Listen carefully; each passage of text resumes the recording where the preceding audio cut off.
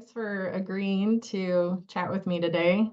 I know that generally you're probably in the interviewer seat, but today I was hoping to take the opportunity to ask you a few questions as part of a master's program that I'm in right now. Perfect. Well, thank you so much for asking me. Of course.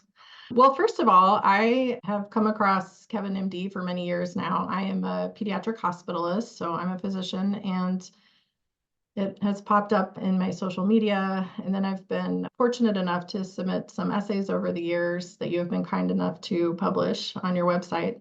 And I think it's just a wonderful place for physicians and patients and humans and other people in the medical profession to talk about what it's like. And as somebody who's been a physician for more than 20 years, it has changed. I don't know if you feel that as well, but our jobs have gotten a lot harder, I think. So it's great to have a place for physicians to be able to talk about that and also to see what our patients are saying, see what hmm nurses are saying. How and when did you start Kevin MD? Yeah, like you said, I've been practicing for over 20 years now. I think my first job was back in 2002, right? So that was like 22 years ago. And I started KevinMD way back then. And certainly I didn't realize that it was going to be the platform that it is now.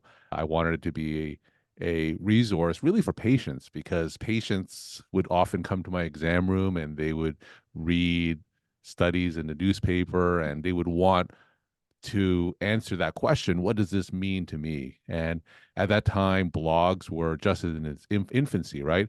And it really provided a way to give that instantaneous feedback where I can share my thoughts about whatever was going on in the news, and patients can get that information without having to see me in the exam room, without having to call me, without having to make an appointment to see me. So if there was a study in the news or if there was a change in the guidelines that patients had questions about, I could simply write it on my blog and they would read it.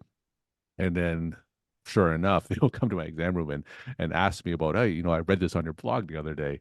So that was the real genesis. And of course, it has evolved since then because of all the reasons that you said, because practicing medicine today, there are so many obstacles that really impede us from giving the best care that we possibly could to patients. And it's blossomed into a platform where we could share these stories, where not only can we continue to interpret medical news and what it means for patients, but now it's become an avenue where anyone within the healthcare spectrum can write, can share their stories, can share their frustrations, can talk about how we could improve the healthcare system. Just so many stories that needs to be told. And there are very few, if any, platforms where primarily clinicians and mainly physicians can have that proverbial safe space to share their stories and hopefully move the needle, because in the end we all want the same thing. We all want better care for patients, and in order to do so we do need to tell these stories and really communicate and have these shared experiences with each other. Thank you. This is maybe a little more of a granular question, but how much time do you spend per week, per month, per day keeping Kevin MD going? I know you started your podcast series Mhm. maybe a few years ago now. Yeah, so I still see patients. I'm an internal medicine primary care physician. I practice here in Nashua, New Hampshire. So I still see patients Mondays, Tuesdays, and Wednesdays. And I do my podcast on Thursdays and Fridays. I do anywhere from 7 to 10 episodes a week. It's a daily podcast. And we started it about 4 years ago. So it was close to 1,500 daily episodes. And it is a lot of work technically and logistically, but I love it because I have the opportunity to learn so much, because there are very few opportunities where I can get experts from across the country. I talk to physicians across the country, healthcare leaders, and I have about 20 minutes of their dedicated time and I could ask them anything I want. So I come to it from a place of education, and it's really given me perspectives that otherwise I wouldn't have thought of, and I've just learned so much. So in terms of actual hours, I could probably say anywhere from, if I were just to guess, like 20 to 50 hours a week. It's a lot. Wow. So I do that in conjunction with, of course, my family time and seeing Mhm. patients. But rather than just counting it in pure hours, I do think that it gives me that opportunity to use my medical degree in a non-traditional way. And having that contrast has, ironically, kept me going in primary care because we talk to a lot of doctors, and I'm sure we'll talk about physician burnout and moral injury. A lot of doctors who only see patients however many hours a week, 60 hours a week, and they have to see 30 patients a day. Those are the ones that tend to get burnt out. One of the things that I've learned talking to thousands of physicians and reading thousands of articles on my site is that those physicians who use their degrees to follow their passion and not just do only one thing and be more than their degrees are the ones that tend not to burn out. So even though if you look at it from an absolute hour standpoint, it sounds like a lot, but I think that doing what I do in contrast to seeing patients and having those parallel pathways has kept me going longer than I would have otherwise. That's really interesting to hear. I would agree with you 100%. I have been fortunate, I guess, to have been handed an opportunity to become involved in residency program leadership 13 or 14 years ago. Mhm. So pretty much the entire time I've been at my current location. And although that role comes with a whole unique set of challenges and stresses, it is different than, I guess you could say, of seeing however many patients a day Mhm. you're told that you have to see. And so, yeah, I definitely agree that a physician who can diversify your assets in a sense is probably going to be able to have a more healthy, long-lasting career. So, Absolutely. And I think that one of the themes that I have on my site and on my podcast is that physicians are more than our degrees, right? mhm. And like you said, we have so many doctors that I've talked to that have careers outside of seeing patients. And I think having that contrast is what keeps them in medicine longer. Yeah. Are you personally the one who reads every essay that gets submitted and selects which ones will be published on your website? Are you doing all of that work as well? The answer is yes. I am the only person that chooses which articles to go on my website and chooses my guests. I do have a team that helps me with some of the technical aspects of my site and keeps the site up. Sometimes when there's a lot of traffic to the site, it's a challenge to keep the site up sometimes. And I do have a team for that. But in terms of all the editorial decisions, I am the only one who makes those choices. Wow, that's that's really impressive because it's been 20 some years now. You said that you've been doing this. Yeah, so I think I would say about 22 years, yes. Wow.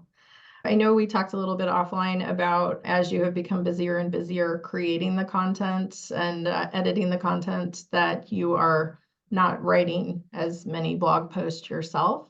But I am really interested in hearing both from your personal experience as well as from the people that you talk with and hear from. What is it about writing and sharing what you write that does seem to be so bucket filling for a lot of physicians? Not all, but a lot, I think. So I think that in general, when it comes to training physicians, the medical education system is really good at the academic part. It's good at teaching doctors the knowledge they need to be physicians. But I don't think it's very good in teaching physicians what a life in medicine is like. And when they go out and graduate and get their first job, oftentimes I hear from a lot of my guests, it's not quite what they expected during medical school and residency. There's a lot of business aspects in today's healthcare. There's a term that I recently heard from Paula Muto. I just interviewed her earlier, and she talks about the financialization of healthcare today. And that's just a fact of life in American healthcare. And physicians, by nature, they don't have a great background in business. Otherwise, they wouldn't be going to medicine. If they did, they probably Right. don't, they don't gravitate towards those business aspects. But the sad truth is that whenever they go out and get their first jobs, and it could be in a hospital or a clinic, if they don't have those business aspects, I think it's going to be very difficult for them to adjust. And that leads to the disempowerment of physicians. And the disempowerment of physicians is a major cause why the burnout statistics are about 50%. 50% of doctors are indeed burnt out. So I think it's tremendously important for physicians to have that outlet and get back to what medicine is about. And medicine is about stories. It's about sharing stories. It's about hearing patient stories. It's about telling your own stories. And on my site, on my podcast, a lot of physicians, that's what I encourage them to do. They share their stories about what it's like to have a difficult patient encounter, to talk about an outcome that they didn't want to talk about some of the difficulties they have in practicing medicine, or if simply physicians have a bad day, because these type of outlets aren't encouraged during medical training, and they certainly aren't encouraged on the job today.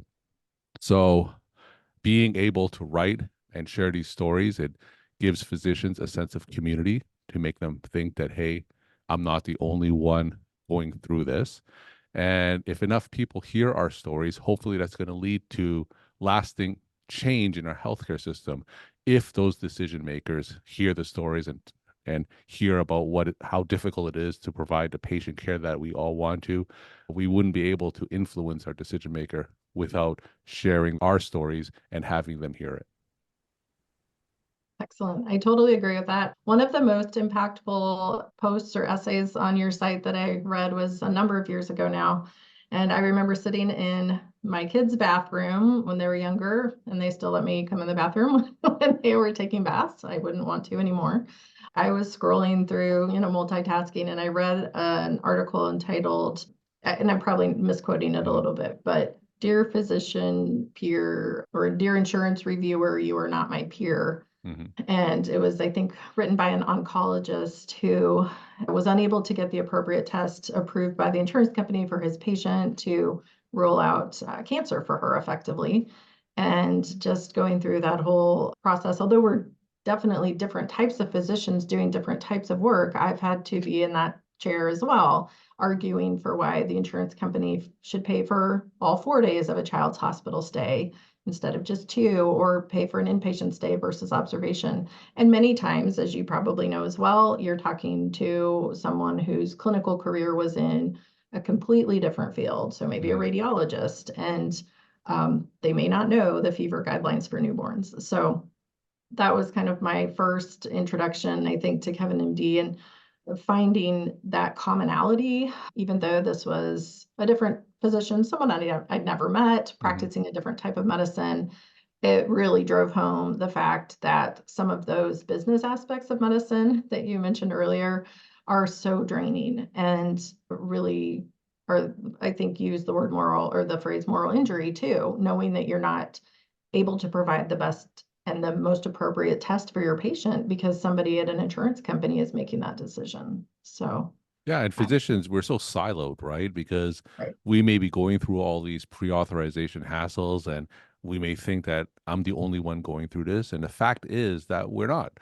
Physicians all around the country are dealing with the same issues. And not only could it be pre-authorization, it could be all the EMR headaches and whatnot. I think that it's important to have that sense of community, because physicians today, we don't have that doctor's lounge that was there decades ago, right? We're all practicing in our own offices, in our own silos. So having an ability to have a space where you could share their stories and get that feedback from other physicians and let everyone know that, hey, we're all going through the same thing, I think is tremendously valuable. Yeah. It's worked for me. I'll say that.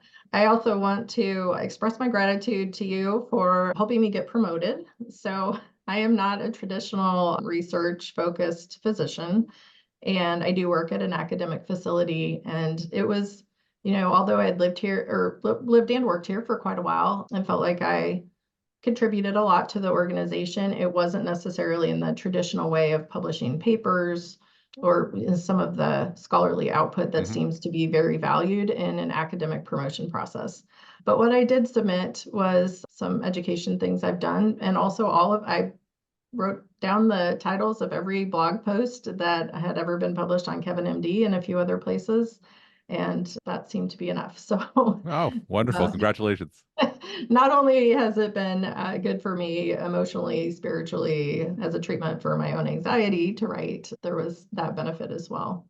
I would love to hear, 'cause you have probably more than anyone else I can think of had the most contact that a physician could possibly have with other physicians and healthcare providers and patients from all over the world, I would imagine, at least all over the country. What is your, your one-liner or your synthesizing where we're going in medicine? Is it hopeless? Is there still hope for us? Would you advise your own children to go into medicine? Advice that you'd give for the next generation of physicians? As you and I are looking at, maybe 15 more years, you're probably more financially savvy than me and can retire earlier. But what advice do you have for those that are just starting out? So I think that medicine is the best career. I have no regrets about going into medicine. And you asked if my kids, my daughter is a freshman in college, and she currently is going through that pre-medical path. I don't think there's any career where you can make as big a difference in someone else's life, right? Because as difficult as we think medicine is, if you look at it from the patient's perspective, it doesn't even compare. I talk to physicians where they have to guide family members through their healthcare system whenever they get a difficult diagnosis. And even as physicians, it's very difficult for them to navigate our healthcare system. So I do think that clinicians, and it could be physicians, advanced practice practitioners, everyone within the healthcare field, we all have a tremendous responsibility, and it's a privilege to have that responsibility to guide patients through our healthcare system. I do think that our healthcare system, the difficulties are only going to grow. You talk about the cost of our healthcare system taking up 20% of our GDP, and that number is only going to increase. But I think that that means that the financial pressures that causes our healthcare system to be worse than what it should be means that the responsibilities that we have in our healthcare system is only going to grow. So my advice to those considering a career in medicine is that you have to do it for the right reasons. Don't do it for traditional superficial reasons like money and prestige and whatnot, or if your parents tell you to do it, don't do it for that. You have to do it for the right reasons because it's not an easy life. There are sacrifices that have to be made. You talk to a lot of physicians who, as I mentioned before, may not have been prepared or may not anticipate what a life in medicine is like. You have to go through with your eyes open and do it for the right reasons. So if you go into medicine for the right reasons, I don't think that there is any more rewarding profession. That's excellent advice.